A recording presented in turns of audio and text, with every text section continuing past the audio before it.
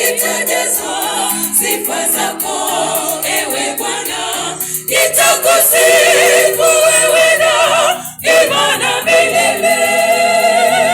Kinywa changu kitajazwa sifa zako, ewe Bwana. Nitakusifu wewe daima na milele. Nitakushukuru katika kusanyiko, nitalisifu jina lako, e Bwana.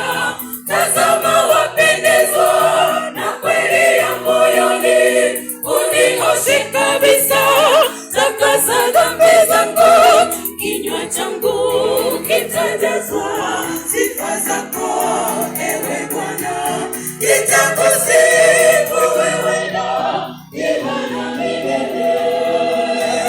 Kinywa changu